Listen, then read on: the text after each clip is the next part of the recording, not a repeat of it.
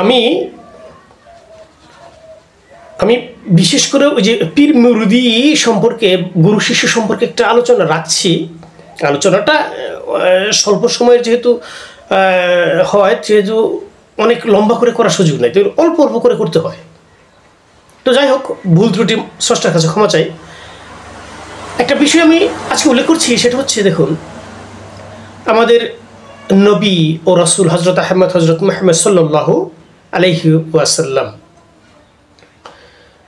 তার অবস্থানে, বিশেষ করে মক্কার জীবনে তেমন একটা উল্লেখযোগ্য নয় তার ভক্তির ব্যাপারে, কিন্তু মদিনার জীবনে তার একটা স্বস্তি এবং স্থিতি যেহেতু ছিল পরিবেশে, দিন দিন ইসলামের প্রচারের ব্যাপারে, সুতরাং তার একটা অবস্থান ছিল সেখানে আহলে সুফা নামে একটা অবস্থান ছিল, যারা মসজিদে নববীতে বা তার আশপাশ অবস্থান করত।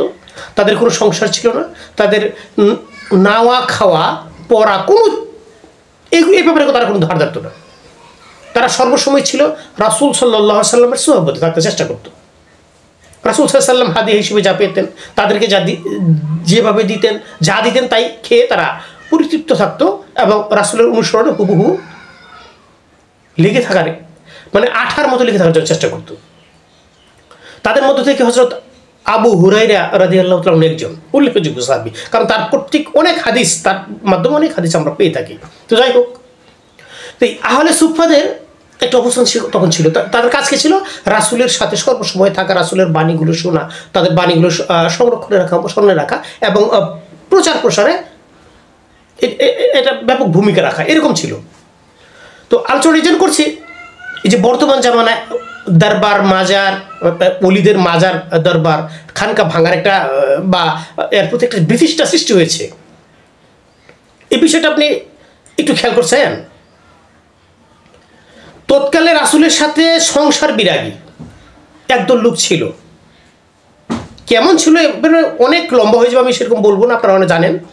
আমি শুধু এই জিনিসটা ইঙ্গিত করতে চাচ্ছি, এই জামানায় এসে যারা সংসার বিরাগী হবে,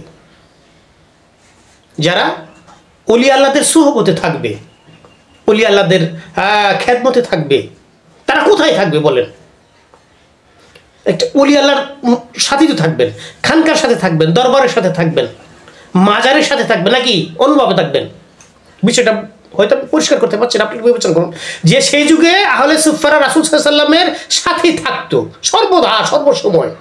তাদের সংসারে কোনো চিন্তা ভাবনা ছিল না, খাওয়ানোর না, পড়ার না, মানে কোনো চিন্তা ভাবনা নাই। ইজ্জত সম্মানের কোনো চিন্তা ভাবনা করতো না তারা। সাংসারিক যে সামাজিকটা ইজ্জত সম্মান আছে সেই ব্যাপারে তারা দেখাইতো না। তো রাসূলের সাথে লেগে থাকতো। তো এই যুগে যারা আল্লাহওয়ালাদের সাথে লেগে থাকবেন, যারা ওই সাধক ব্যক্তি হবেন, সত্যের অনুসন্ধানী হবেন, সাদার অনুসারী হবেন, তারা কোথায় থাকবেন? তারা তো বিভিন্ন ওলি আল্লাহদের সাথে থাকবেন, আঠার মতো লিখে থাকবেন, মাজারে থাকবেন, দরবারে থাকবেন, খানকায় থাকবেন, নাকি আরো বিকল্প ব্যবস্থা আছে? আমাদের সমাজে এরকম নিরাপদ কোন ব্যবস্থা আছে যে বিভিন্ন ভাবুক মানুষ থাকবে, আল্লাহ এবং রাসূলের সোহবত লাভ করবে? আছে এরকম? সুতরাং ওলি আল্লাহদের সোহবতের জন্য এক শ্রেণীর মানুষ তাদের কাছে থাকবে। তো এই যে মাজার, রওজা, খানকা, ওলি আল্লাহদের সম্পর্কে, পীর ওলি আল্লাহদের সম্পর্কে যাদের মনোভাব ব্রিটিশনার, যারা ব্রিটিশনা ভাব দেখায়, বিষয়টা কি যারা আমরা সাধারণ চিন্তা ভাবনা করে দেখেছি একটু? যারা আশিক রাসূল, যারা খুদা প্রেমী, আল্লাহ প্রেমী, যারা, তারা কি একটু চিন্তা ভাবনা করে দেখেছি এই কত বড় জঘন্যতম কাজ? এই কাজটা উমাইয়া আব্বাসিয়া বললেই ভালো হয়, নাম বললে আবার অনেকের রাগ হইতে পারে, ব্রিটিশ না আসতে পারে। তবে উমাইয়া আব্বাসিয়াদের শাসন আমলে যেভাবে তারা নবীর আওলাদদেরকে হত্যা করেছে, আপনি ইতিহাস বলে শেষ করতে পারবেন না। এটা আমার হৃদয় ধরে না এতটা আলোচনা করা।